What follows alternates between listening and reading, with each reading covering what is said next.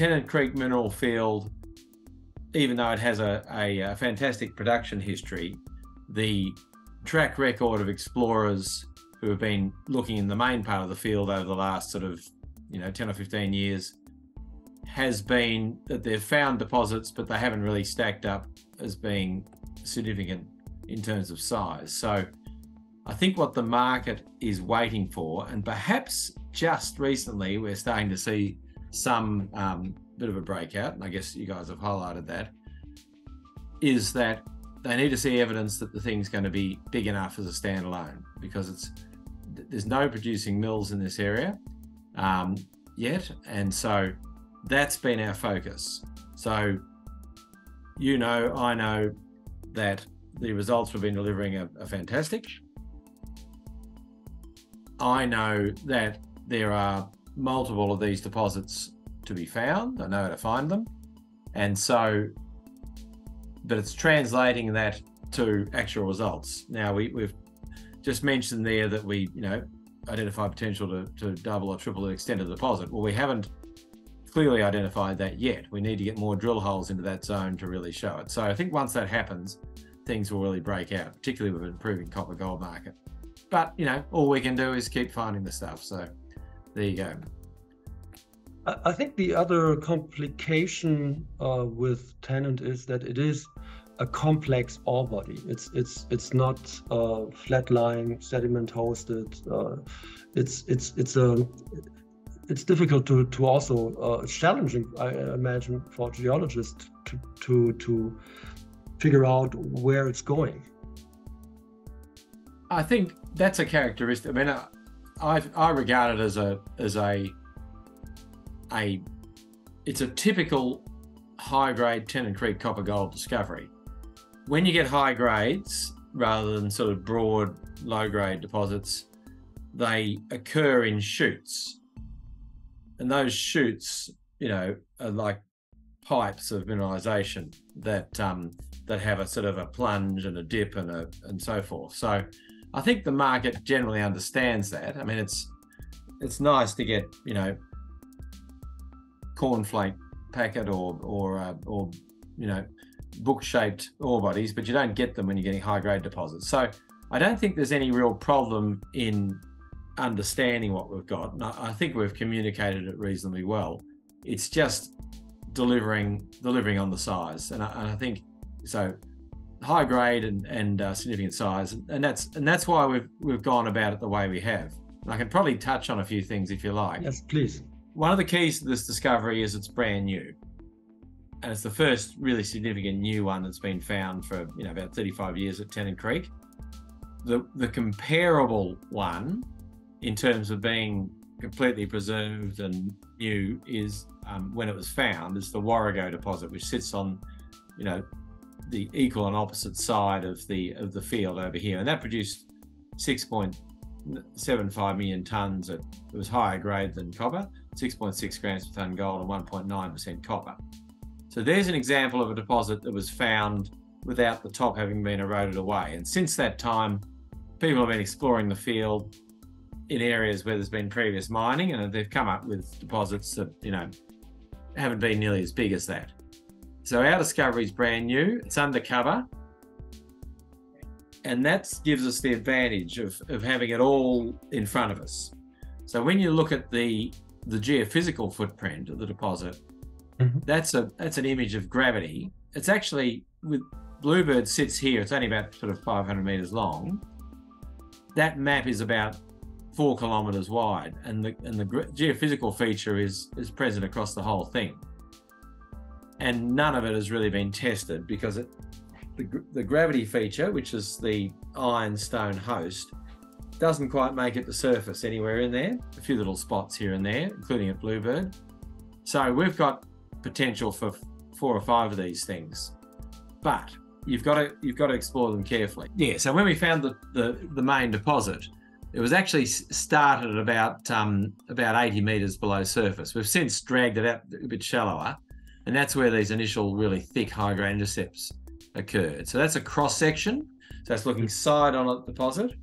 Yes. One of the early intersections we got was 63 at 2.1% copper and 4.6 grams per tonne gold. but it included a 27.5 metre zone of 3.6% copper at 10 grams per tonne gold. So that showed we were onto something really good. Fast forward to before this current phase of drilling, and that's a longitudinal projection, so you're actually looking side on at the deposit. And we've since extended it to the west, and that's where we've got intersections like the 30 metres at 6.2% copper, 6.8 grams per tonne gold. And that intersection includes massive sulfides. So it's a really high grade, thick and primary sulfide ore body. At the end of the last phase of drilling, we did some geophysics. The geophysics includes the gravity work, which we have modelled, and that indicated that the Bluebird discovery, which is shown here in plan projection, is about 500 metres long, is actually part of a 1.5 kilometre long ironstone zone.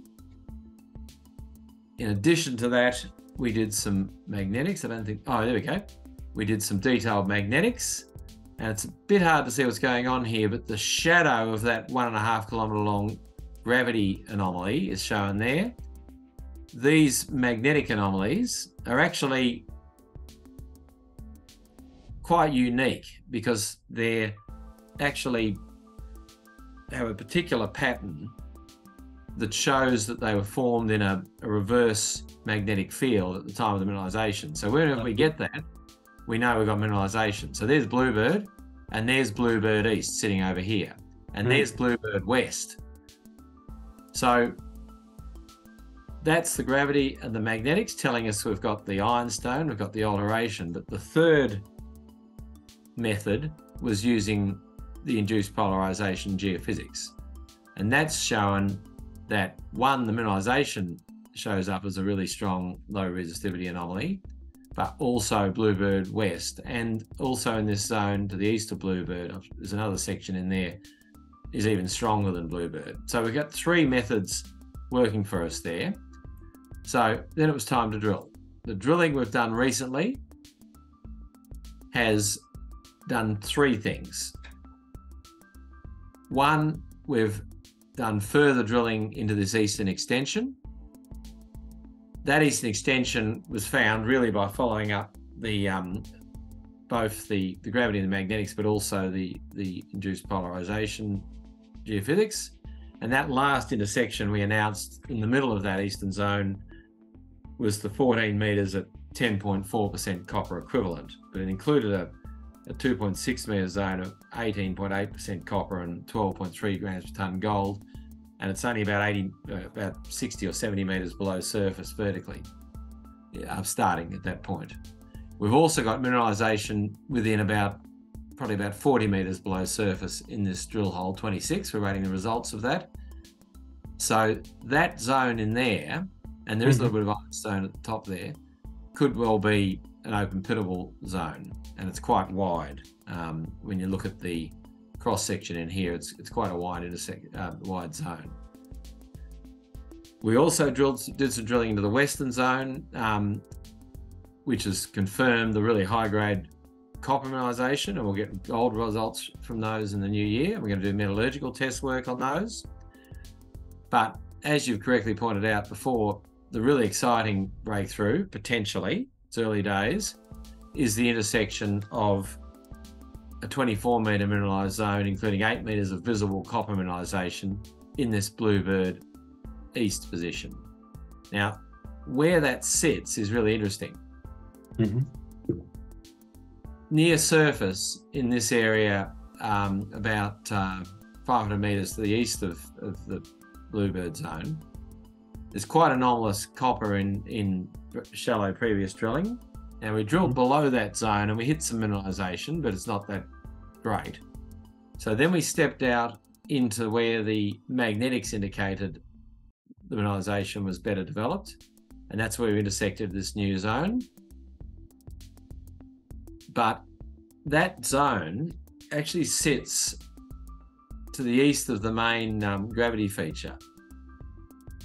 Now, this is all going to be complex, but the key area of geophysics that we're we're that shows up in all three geophysical methods as actually sitting down to the west of that zone. And so that's where we're drilling right now. We're now drilling a hole targeting the center of that key target.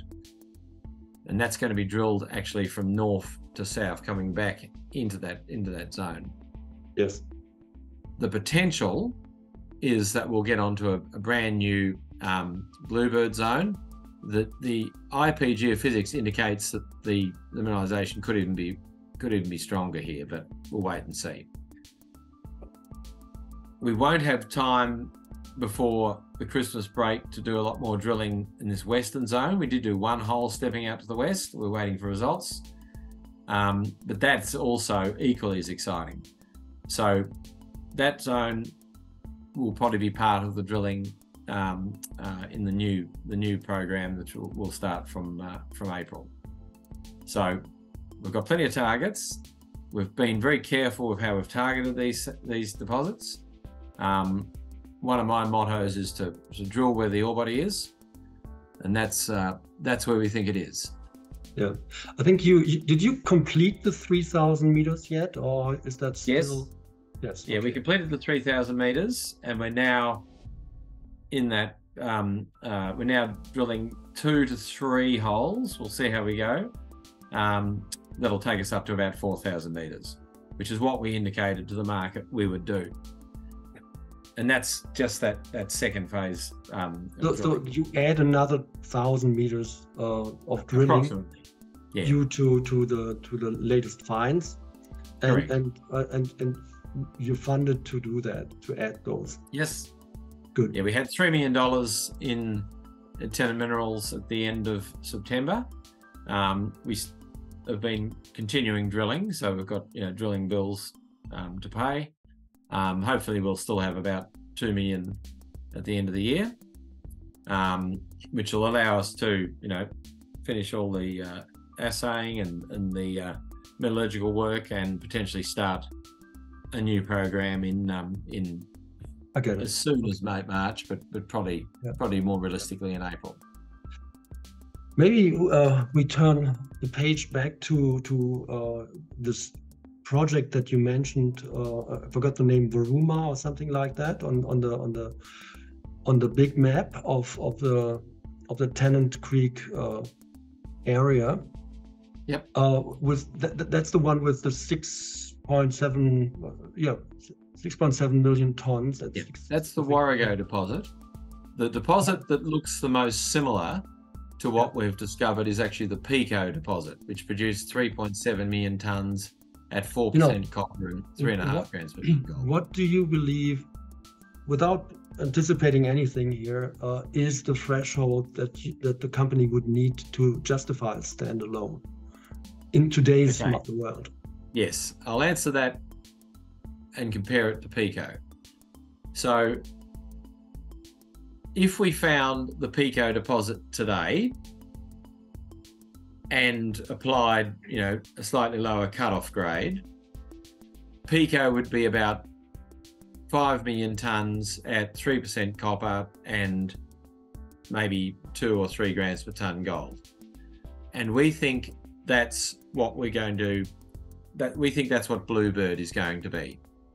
Mm-hmm. And that is approximately what you'll need as a resource to support a standalone project producing around or mining about 500,000 tons per annum for 8 to 10 years, depending on what the resource to reserve conversion is. Mm-hmm. Now, that's not the world's biggest mine, but at these sorts of grades, that scale of mine is extremely profitable. Yep. So that's what we think. That's driving our strategy. So we think we're at least halfway there in what we've seen to date. Bear in mind that we've only drilled Bluebird down to around 250 meters below surface, and it's completely open, at depth and to the west, even if you just concentrated on the main deposit. So we think we're at least halfway there to 5 million tons just on what you can see in colour there. And actually, I'll go to the updated. And so if we can find another zone at Bluebird East, and or extensions down plunge, and or extensions at Bluebird West, we should easily be able to identify sufficient tonnes to support a standalone. And that's one of the reasons why we're pushing ahead with metallurgical test work at the same time, so that when we get to, you know, say the middle of next year, we can start to convert it to an initial resource, and start to move to you know, at least pre-feasibility studies and permitting. Well, that's a good indication in terms of schedule and timing. The other thing, you know, worth, of course, reminding the viewers maybe is that Bluebird is just the proof that exploration tools, modern exploration tools, work in this area and find blind deposits. We touched on the aerial view before, and Bluebird is not even the biggest gravity anomaly on it. So correct. That's why I wrote the other day that your work could actually reawaken the Tennant Creek field in a modern fashion, because if Bluebird comes through, there's you got the plate full with other projects that could expand it to something really meaningful, far beyond the 5 million ton, but potentially a number of those. Correct. I think the overall target, well, who knows, but the overall target within this area is to target 10 million tons at plus or plus sort of 3% copper equivalent, or it's effectively the same as plus 3 grams per ton equivalent, and that becomes like a million ounce gold equivalent target, and that I think is a realistic target overall. You may build a mine on half that, if you like, because I've got a lot of experience in these sorts of types of fields, and the idea is to get a critical mass and then continue to discover deposits as you go along. So you can be drilling forever if you want to, find everything, and because these ore bodies, as you pointed out, are quite complex, they do take a lot of work to find the individual deposits. And so I think there's definitely potential here for probably 10 million tons of the stuff that we've identified over time, but our initial target is to get to that critical mass that would support a standalone project. Okay, just for my benefit again, this how would you convert a copper resource into, I think you did that, into a gold resource, and how do they compare 10 million tons of 3% copper? So gold, interestingly, is if you take 1 gram per ton of gold, it's roughly equivalent to 1% copper in value. In value.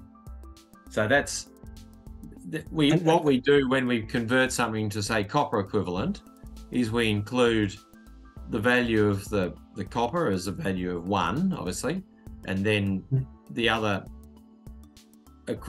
values of gold, and there's bismuth and silver and a bit of cobalt.